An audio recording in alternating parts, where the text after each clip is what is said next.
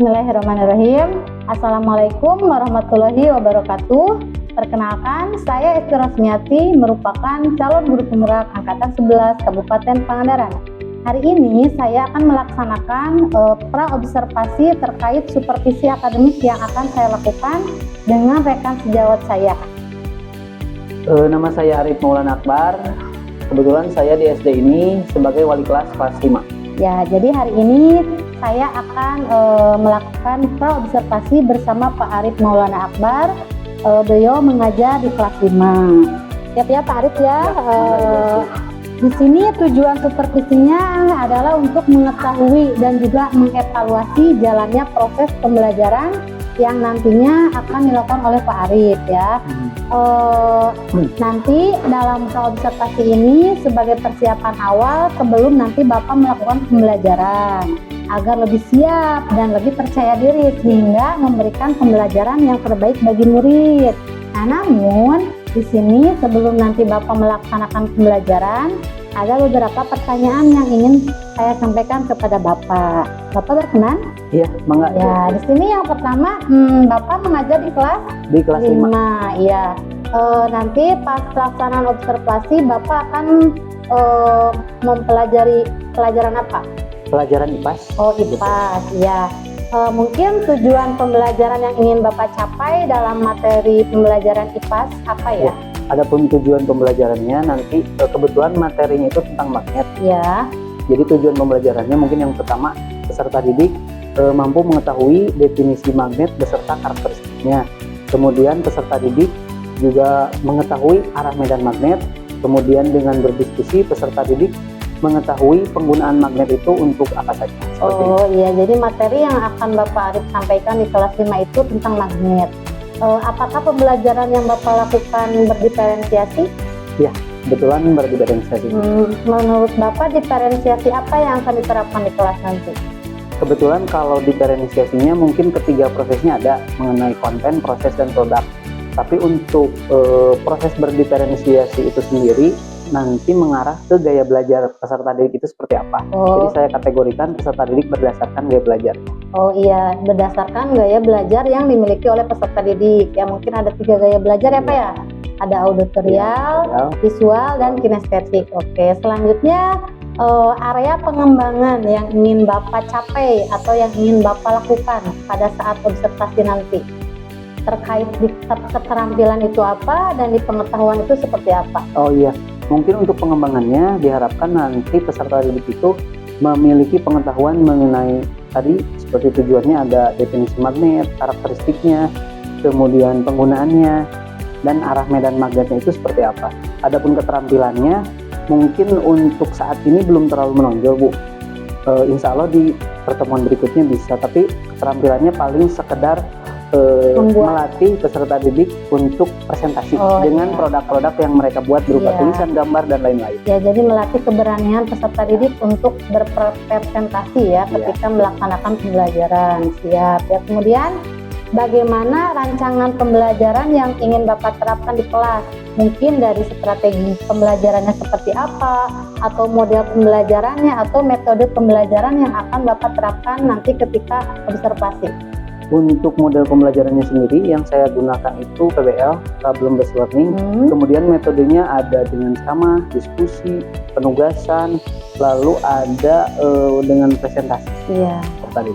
Ya, jadi diharapkan nanti pas pembelajaran itu Pak Arif tetap berpusat kepada peserta didik ya, mementingkan kepentingan peserta didik, bagaimana minat dan gaya belajar peserta didik tersebut. Oke, selanjutnya kira-kira menurut Pak Arif media yang akan diberikan nanti ketika pembelajaran itu media apa? Nah, medianya mungkin yang pertama PowerPoint, lalu ada video, kemudian yang terakhir itu menggunakan alat-alat magnet beserta alat-alat yang dapat ditarik atau tidak. Jadi supaya nanti peserta didik itu lebih terbayang. Oh, ini nih yang ditarik, ini yang tidak. Iya, berarti Pak Arif sudah siap dengan alat dan medianya. Iya, insya Allah siap. Wah, luar biasa sekali ya. Kemudian kira-kira Bapak akan kapan melakukan kegiatan pembelajaran itu? Kegiatan pembelajarannya insya Allah dilaksanakan di minggu ini. Oh iya, siap. Nanti saya akan membersamai Bapak ya di dalam pembelajaran tersebut. Nanti ketika Bapak melaksanakan pembelajaran, saya akan melihat bagaimana dari awal sampai akhir terkait pembelajaran yang Bapak lakukan. Kemudian nanti setelah Bapak melakukan observasi di dalam kelas, kita akan bertemu kembali ya, bertemu dengan Bapak untuk melakukan percakapan pasca observasi. Nanti akan ditemani dengan PP saya, yaitu Pak Dede Supriyadi ya. Jadi intinya Pak Arif nanti akan saya amati selama proses pembelajaran. Setelah tadi Pak Arif sudah mengutarakan bagaimana tujuannya, kemudian medianya, metodenya, dan seperti apa, dan tentunya dengan pembelajaran berdiferensiasi. Oke, jadi sudah cukup detail ya yang Pak Arif katakan, dan saya pun bisa memahaminya. Mudah-mudahan nanti pas pelaksanaannya bisa sesuai dengan kriteria yang sudah kita tetapkan. Kemudian yang terakhir ya, sebelum kita tutup praobservasinya, apa sih yang Pak Arif dapatkan hari ini setelah melakukan percakapan praobservasi bersama saya? Oke, mungkin yang saya dapatkan ini yang pertama, tentu saya harus mempersiapkan. Apalagi tadi ada beberapa pertanyaan tuh dari Bu Esti. Kalau saya belum siap, mungkin beberapa pertanyaan itu tidak akan terjawab. Dan mudah-mudahan dengan pertanyaan-pertanyaan yang tadi itu bisa membangun saya mempersiapkan pembelajaran supaya lebih bagus dan efektif. Nah, iya luar biasa sekali ya. Mudah-mudahan di minggu-minggu ini Bapak sudah siap, dan saya pun akan mengamati, melakukan observasi terhadap pembelajaran yang akan Bapak lakukan di kelas 5 mengenai materi magnet ya. Terima kasih Pak Arif untuk wawancaranya hari ini. Mudah-mudahan memberikan manfaat untuk kita ya, karena tujuan kita itu sama, untuk mencerdaskan anak bangsa dengan pembelajaran yang berpihak pada peserta didik. Oke, terima kasih ya Pak Arif. Iya, Gusti, mangga sama-sama. Demikian percakapan praobservasi saya dengan Pak Arif, guru kelas 5 di SDN 3 Putra Pinggan. Assalamualaikum warahmatullahi wabarakatuh. Bismillahirrahmanirrahim. Assalamualaikum warahmatullahi wabarakatuh.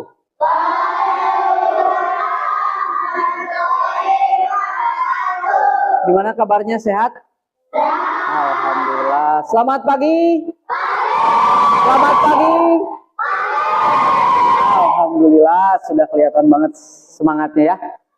Sebelum kita melaksanakan pembelajaran, mari kita berdoa. Nanti doa dipimpin oleh KM. Kepada KM disilahkan.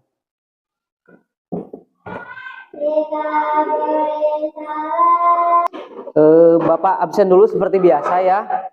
Kemudian nanti kalau kalian di absen, kalian jawab siap belajar, oke? Arpan Pradipta. Selanjutnya kita akan menyanyikan lagu nasional. Ini sebagai bukti dan cara memupuk rasa cinta kita terhadap tanah air, yaitu Negara Kesatuan Republik. Ada lagu nasional judulnya apa? Ayo, dari Sabang sampai Merauke. Ini karaoke ya, jadi kalian nyanyinya harus semangat. Untuk selanjutnya, Bapak cek kesiapan belajarnya nih. Bukunya lengkap? Ada yang tidak bawa buku IPAS? Dan tepuk semangat.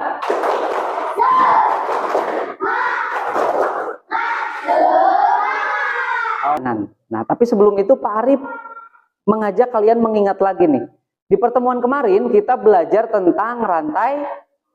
Masih ingat rantai makanan? Apa rantai makanan? Rantai makanan yang seperti apa contohnya? Padi dimakan oleh terus dimakan ular, terus ular dimakan bayawak, cek bahasa Sunda. Kalau bahasa Indonesianya biawak ya, seperti itu. Nah, sampai lanjut ke pengurai, kemudian balik lagi. Itulah alur dari ekosistem seperti itu. Nah, adapun tujuan pembelajaran hari ini bisa kita lihat di depan, itu ada 4. Yang pertama, mampu menjelaskan definisi jaring-jaring makanan. Ada pertanyaan, pernahkah kalian berkunjung ke pantai? Pernah? Oke, apa saja yang kalian temukan? Lihat Pak Arif, jangan lihat itu. Kemang, terus kepiting, udang. Oke, sudah melihat video yang kedua? Gampang tidak menangkap ikannya? Simple tidak? Sangat simple. Kalian lemparkan bom yang sudah dirakit ke laut, kemudian menunggu meledak, lalu ikannya munculnya Bal, nggak kayak Iqbal tuh Pak Arif lama kalau mancing.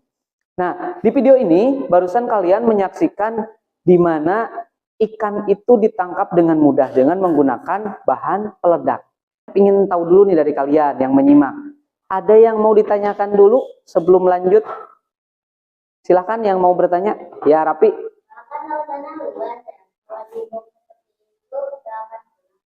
Oke, lautannya luas, kata Rapi, betul ya?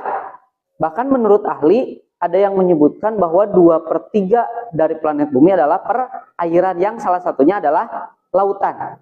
Nah, lautannya luas, Pak. Emang kalau dibom seperti ini, ikannya punah atau tidak? Ya, pertanyaan seperti itu. Tentu ikannya tidak punah, tapi cuman ketika menggunakan bom ini, nanti ekosistemnya akan rusak. Tadi kan kita saksikan kalau rantai makanan itu menjelaskan tentang skema makan-memakan antar makhluk hidup. Seperti itu rantai makanan. Kalau yang disebut jaring-jaring makanan itu kumpulan dari beberapa rantai makanan. Oke, ada lagi yang mau bertanya? Silakan.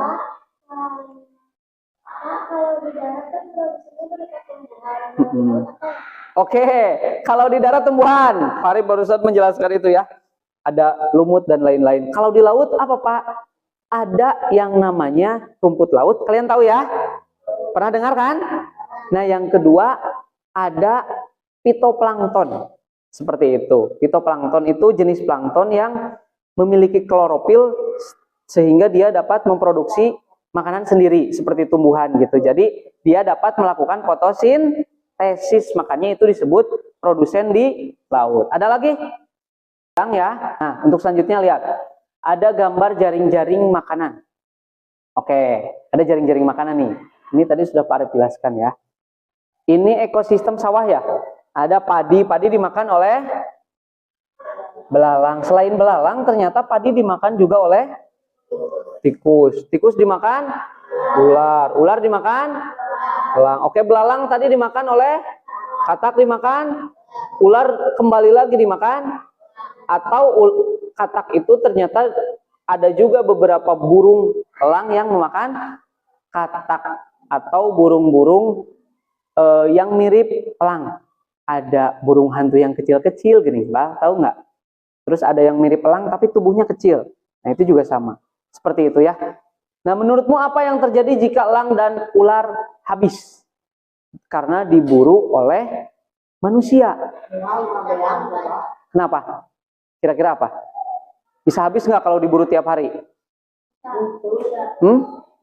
Bisa. Kalau terus-menerus tiap hari tentu bisa. Nah, ketika ular dan elang habis, tentu ini anggap 2 tidak ada ya, mati ya. Punah nih di wilayah tersebut, tidak di dunia ya, di wilayah tersebut. Berarti ada populasi yang aman nggak? Misal gini. Katak ini kan atau tikus ini dimakan ular, tapi ularnya nggak ada. Yang makan tikus siapa? Oke, elang, betul. Elangnya juga ditangkap sama Wildan. Karena harganya mahal ya, Dan. Habis elang ini juga di lingkungan tersebut. Tikus dimakan siapa? Ular. Ularnya kan habis tadi. Tikus dimakan katak. Ada kalau kataknya gede ya, tikusnya kecil bisa. Ada jenis-jenis katak raksasa, tapi untuk di kita itu nggak ada. Persebarannya bukan di daerah kita ya. Tentu tikus ini tidak ada yang memangsa. Maka tikus akan sangat banyak jumlahnya. Ketika tikus ini banyak, dia akan memakan batang padi. Maka siapa yang rugi? Petani. Kunaon rugi nabal? Kenapa? Padinya dimakan tikus sehingga petani tidak dapat panen dengan baik. Seperti itu. Lanjut ya. Kemudian peran jaring makanan dalam menjaga keseimbangan ekosistem. Nah, jaring-jaring makanan itu juga ternyata membantu mengontrol pertumbuhan populasi makhluk hidup seperti yang tadi Pak Arif jelaskan. Ketika jaring-jaring makanannya seimbang, predatornya ada, yang dimakannya juga ada, maka ekosistem akan berjalan dengan baik. Apa dampak dari pembangunan, perburuan, dan penebangan hutan terhadap ekosistem, katanya. Kalau berbicara tentang pembangunan, perburuan, dan penebangan, ada 2 nih, pembangunan di mana-mana seperti Perum ya. Kadang sawah sekarang habis dibangun Perum. Memang itu manfaat buat manusia. Tapi di sisi lain ekosistem kita di lingkungan sawah tentu terganggu. Ular yang biasanya di sawah, jangan menyalahkan ular ketika nanti ularnya datang ke rumah. Karena apa? Awalnya habitatnya ular itu dipakai untuk tempat manusia. Jadi mereka akhirnya bareng karena wilayahnya seperti itu. Ya, lanjut. Nah, ketidakseimbangan ekosistem terjadi karena dua faktor, yaitu ulah manusia dan bencana alam. Ulah manusia seperti tadi, perburuan, pembangunan, dan penebangan hutan. Penebang hutan juga sama, hewan-hewan kehilangan rumahnya. Kemudian ada lagi nih bencana alam yang alami, seperti gunung meletus, kebakaran hutan. Ada lagi yang di laut mah tsunami, ya, bukan Sumarni nama orang. Tsunami ya, tsunami juga sama, itu bisa merusak ekosistem tetap. Nah, selanjutnya Pak Arif mempunyai ini nih, mempunyai lembar kerja kelompok yang tentunya akan dibagikan kepada masing-masing kelompok yang sudah dibagi sebelumnya. Ini ada kelompok 1 kerja. Supaya cepat nanti kerja kelompoknya ini boleh dibagi ya, jangan dikerjakan satu orang ya. Ini ya. Oh iya, kemarin kan Pak Arif juga sudah menugaskan kalian untuk membawa HP ya. Nah, kalian boleh memaksimalkan penggunaan HP. Wifi-nya sudah terhubung semua. Silahkan manfaatkan HP untuk membantu kalian mencari informasi apabila di buku ada informasi yang kurang. Seperti itu ya. Nah, untuk pengerjaannya ada 2 tugas. Yang pertama, semua kelompok oleh Pak Arif itu ditugaskan untuk membuat jaring-jaring makanan dari ekosistem yang berbeda. Itu yang pertama. Semua kelompok itu disuruh. Tapi kalian boleh bisa ada usulan gitu. Pak, saya nggak mau ditulis, mau digambar. Tapi kalau digambar hati-hati ya. Kalian memakan waktu yang lama nantinya. Boleh juga ada ide lain. Oh, ada pensil warna tuh. Boleh, pakai pewarna boleh. Atau apalagi? Ada yang mau memberikan ide? Itu terserah masing-masing kelompok. Sudah semua ya? Karena sudah, Pak Arif kasih kalian keberanian dan pilihan. Mau kelompok mana dulu yang maju untuk presentasi? Ini dulu, silakan. So. Ya. Boleh, mau 1, 2, 3 ngurut Pak, boleh. Atau 2 belum siap, mau 3 dulu boleh. Silakan. So, presentasinya yang bagus ya, karena kalian sama Pak Arif dinilai. Ya, Pak Arif ikut duduk dulu di sini. Silakan. Ikut duduk Pak Arif ya. Assalamualaikum warahmatullahi wabarakatuh. Waalaikumsalam warahmatullahi wabarakatuh. Perkenalkan, kami dari kelompok 1. Nama saya Tia, ada Naura, Iksan, Samsul, Kadir. Akan menjelaskan tentang ekosistem. Ya, hasil diskusi. Oke, yang pertama silakan. Menjelaskan apa itu? Ini ada buat jaring makanan. Ada bunga sepatu dimakan ular. Ular dimakan burung pipit dimakan elang. Ada saus. Oke, ada lagi? Udah? Kalau sudah silakan. Tepuk tangan dulu untuk kelompok 1. Terima kasih. Lanjut kelompok mau berapa? Kelompok berapa dulu? 2, silakan. Presentasinya yang ini ya. Semuanya harus terlibat. Minimal kalau tidak bicara mereka pegang ininya, pegang alat peraganya. Sok. Ya, itu digimanain jaring-jaring makanannya? Diwarnain ya? Oke, diwarnain. Silakan. Silakan, mau sama siapa? Ketua kelompoknya siapa? Cacing dimakan ikan. Terus cacing dimakan apa lagi? Cacing bukan? Oh, kepiting. Terus?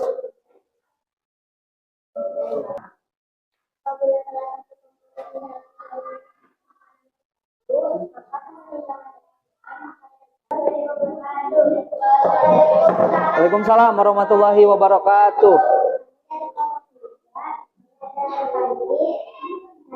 Yang lain perhatikan, Wildan.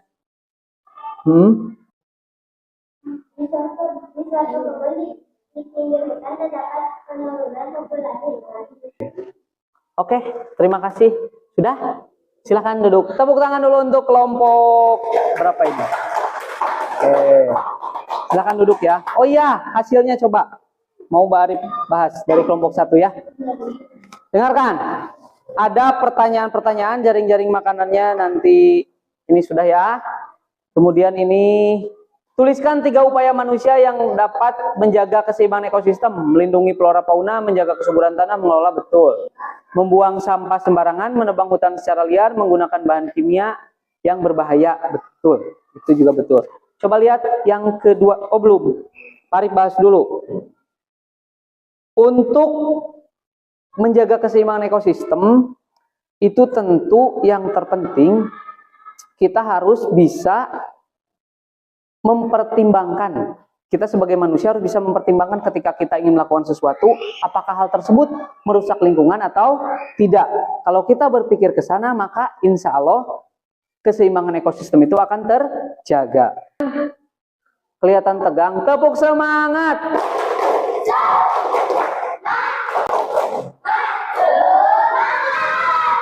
Oke, mungkin kalau dari Pak Arif, sekali lagi Pak Arif tekankan bahwa ketika berkaitan dengan ekosistem, kita sekali lagi harus mempertimbangkan apa yang akan terjadi kalau kita melakukan apa yang akan terjadi ketika kita melakukan B, C, dan seterusnya ya.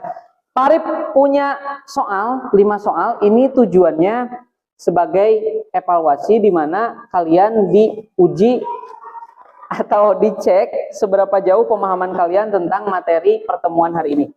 Kasih nama, nomor absen, kemudian kerjakan. Waktunya berapa menit ya?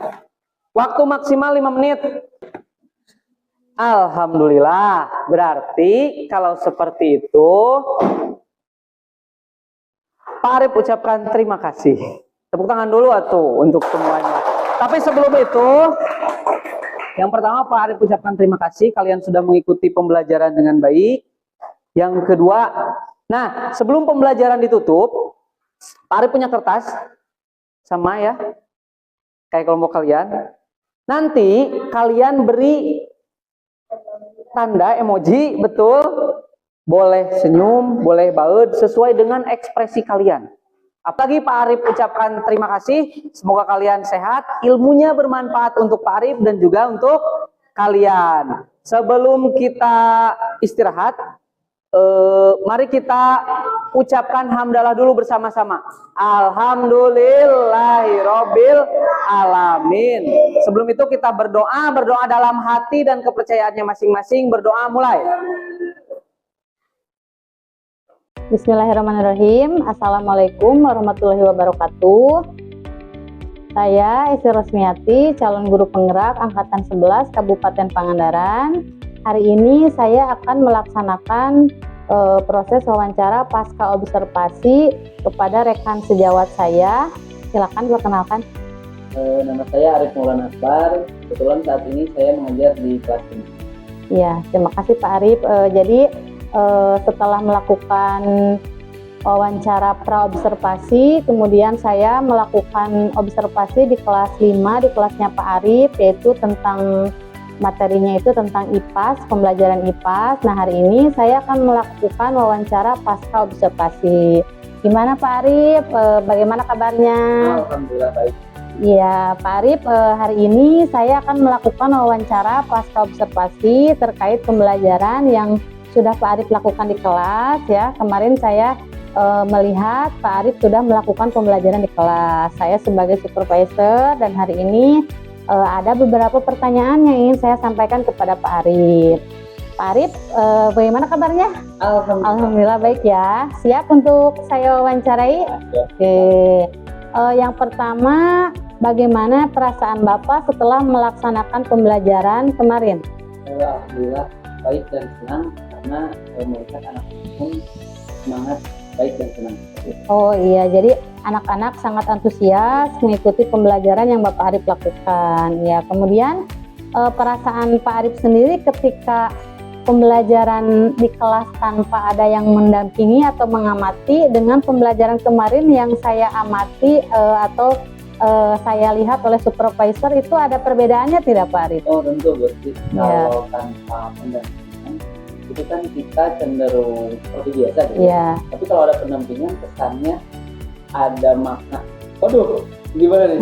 Salah dan lain-lain, walaupun sebenarnya sih pendampingan itu sangat bagus bagi saya, terutama untuk bahan evaluasi terutama seperti apa. Iya, jadi mungkin jadi agak gugup ya Pak Arif ya, anak-anak pun jadi kayak kaku ya, ikut tegang. Iya, padahal pembelajaran mah sama aja gitu, tapi karena adanya yang mengamati jadi terkesan kayak canggung, kaku dan tidak luas gitu ya. Oke, kemudian pertanyaan selanjutnya, bagaimana proses pembelajaran yang Pak Arif laksanakan di kelas? Bisa diceritakan kembali Pak area pengembangan yang sudah Bapak lakukan, kira-kira di dalam kelas itu langkah-langkah atau tahap-tahapan pembelajarannya itu seperti apa Pak kira-kira? Ya, untuk kegiatan pembelajaran alhamdulillah kemarin semua tadi cukup aktif, walaupun ada beberapa yang tentunya menyesuaikan mungkin ya seperti itu basic. Nah untuk pembelajaran sendiri kemarin itu saya menggunakan pendekatan diferensiasi, sehingga pada kegiatan ini peserta didik dengan hasil observasi sebelumnya ada yang kemampuannya tinggi, sedang rendah, kemudian ada yang mengarah ke kesenangan gaya belajarnya untuk audio, kemudian visual. Nah saya gabungkan dalam pembelajaran itu menjadi kelompok yang saya observ. Tujuannya itu agar kegiatan kelompoknya menyeluruh, semuanya ikut andil dengan kemampuan dan minat masing-masing. Nah, adapun poin-poin untuk yang dikembangkan, tentu yang pertama itu mengembangkan pengetahuan khususnya tentang materi ekosistem di topik jaring-jaring makanan ya. Nah, kemudian yang kedua yang saya kembangkan itu dari keterampilannya, dimulai dari keterampilan mengamati, keterampilan ada video ya, kemudian keterampilan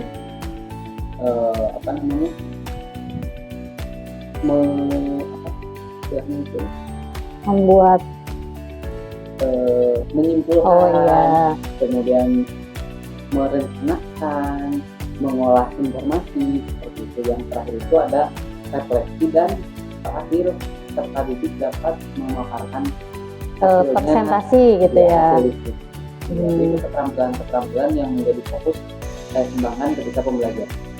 Kemudian langkah-langkahnya itu biasa ada pembukaan, kemudian inti, penutup. Tapi sebelum itu tentu saya harus mempersiapkan peserta didik, dimulai dari alat tulisnya, kemudian media pembelajaran yang saya siapkan, kemudian sarana ada editor dan lain-lain. Saya cek, alhamdulillah lancar. Setelah itu di kegiatan pendahuluan saya biasa mengadakan mengucapkan salam, kemudian mengadakan presensi, setelah itu menyanyikan lagu nasional, lalu ada ice breaking dulu biar nggak tegang. Biar anak-anak happy ya. Ada ice breaking, kemudian penyampaian kesiapan anak-anak itu seperti apa. Tanya satu-satu siap. Setelah itu penyampaian persepsi yang berlanjut ke tujuan pembelajaran. Kemudian di kegiatan inti itu ada penampilan video, lalu ada sesi tanya jawabnya antara guru dan peserta didik ataupun peserta didik dengan peserta didik boleh. Kemudian saya mengadakan atau menyiapkan KKPD dengan kelompok yang memang sebelumnya sudah disiapkan. Jadi kemarin pun duduk langsung kelompok. Seperti ini. Nah terakhir mungkin diskusi. Setelah diskusi peserta didik itu nanti memaparkan hasil diskusinya seperti apa, lalu ada penguatan dari guru tentang materi-materi yang mereka presentasikan, terutama di materi jaring-jaring. Di akhir penutup itu ada evaluasi, kemudian evaluasi, lalu ada kesimpulan, terakhir berkas. Seperti itu untuk kegiatan ini. Ya, kemarin pun saya menyimak ya di kelas Pak Arif, memang Pak Arif itu sudah sangat runtut sekali dalam melaksanakan pembelajaran, dimulai dari kegiatan pendahuluan, kemudian kegiatan inti, dan kegiatan akhir. Memang saya melihat, wah sudah sangat sesuai gitu. Kemudian pembelajarannya pun pembelajaran yang berdiferensiasi, di mana Pak Arif mengukur tingkat kemampuan peserta didik berdasarkan minat dan bakat peserta didik tersebut. Luar biasa ya Pak Arif. Kemudian model pembelajaran yang Bapak terapkan apakah sudah sesuai dengan pembelajaran yang Bapak lakukan? Ya, dengan perjalanan alhamdulillah saya ingat insya Allah sudah sesuai, karena model pembelajaran yang digunakan itu adalah PBL, project based learning, Ya. di mana project itu dibahas bahan-bahan diskusi yang awalnya itu berasal dari pertanyaan-pertanyaan Iya. yang memang sebelumnya juga sudah saya bayangkan dan sesuaikan LKPDN itu dengan tujuan pembelajaran. Iya. Ternyata pertanyaan peserta didik yang memang mengarahkan Iya. itu menjadi bahasan yang tentunya supaya pembelajaran itu anak-anak. Iya. Ya sih, kemarin saya simak juga ya pada model pembelajaran PBL gitu ya, sintak-sintaknya sudah muncul semua ya Pak, sehingga pembelajaran berlangsung sesuai dengan apa yang sudah Bapak rencanakan. Oke, kemudian tentunya ya Pak, dalam cerita tadi, dalam pembelajaran yang begitu runtut sekali, pasti ada hambatannya ya Pak. Nah, yang ingin saya tanyakan, apa saja hambatan yang terjadi selama proses pembelajaran yang Bapak lakukan di kelas? Kalau hambatan saya itu hanya satu, yaitu dari peserta didik sendiri. Ya mungkin memang namanya juga anak-anak dengan usia masih 9 tahun, kelas itu karakternya belum terbentuk, dan mudah-mudahan itu juga merubah masalah. Jadi kemarin itu bukan banyak sih, ada beberapa peserta didik yang memang memiliki karakter khas, ya nyeleneh gitu mungkin itu ya. Jadi beberapa peserta didik, ada 3 orang kalau saya ingat, itu tidak terlalu fokus mengikuti kegiatan pembelajaran. Iya. Itu mungkin salah satu hambatan, karena memang ketika 3 orang anak ini kurang fokus, pasti akan menikmati peserta didik yang lain. Ya walaupun selama diskusi alhamdulillah saya bisa memfasilitasi dan memantau kegiatan diskusinya sehingga lebih mengarah ke kondisi. Iya. Walaupun ada hambatannya. Iya. Ya, berarti memang hambatannya terjadi pada peserta didik yang kurang aktif ya, cenderung peserta didik itu diam atau seperti bosan ya. Mungkin menurut Pak Arif, kira-kira apa tuh alasannya yang menyebabkan masalah hambatan itu terjadi?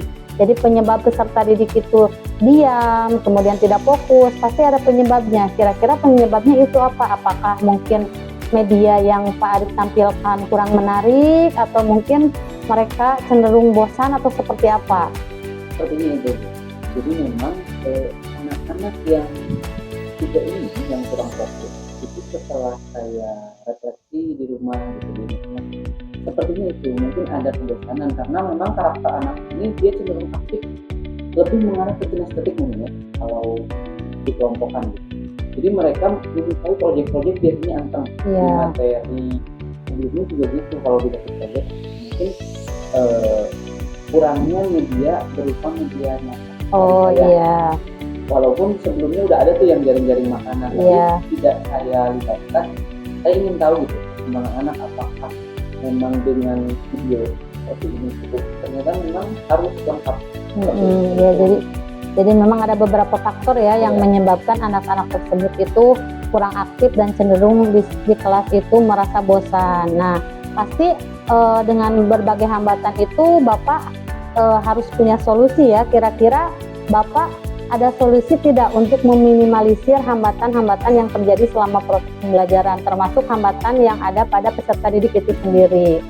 Yang pertama mungkin solusi yang saya siapkan di pembelajaran ini, pertama kalau ada diskusi kelompok mengenai pembagian kelompok. Jadi tidak mungkin ke anak-anak yang itu nanti dikumpulkan dalam kelompok. Ketika memang kontennya lebih ke diskusi, proyek pun sama, mungkin nanti dibagi rata. Kemudian yang kedua itu dari media pembelajaran. Jadi nanti insya Allah ke depan media pembelajaran lebih lengkap. Ada yang kisahnya, ada yang videonya, kemudian ada LKPDN itu sendiri. Iya, jadi Pak Arif sudah menyiapkan solusinya ya. Saya harapkan sih solusi yang Bapak berikan itu bisa merubah proses pembelajaran itu peserta didik menjadi lebih aktif, menjadi lebih bersemangat dalam mengikuti pembelajaran ya. Kira-kira untuk melakukan perbaikan itu kapan akan Bapak mulai melakukan perbaikan yang terjadi pada hambatan pembelajaran tadi? Ya, kalau mulainya insya Allah itu di pertemuan selanjutnya itu akan saya mulai. Bahkan saya ada rencana seperti ini.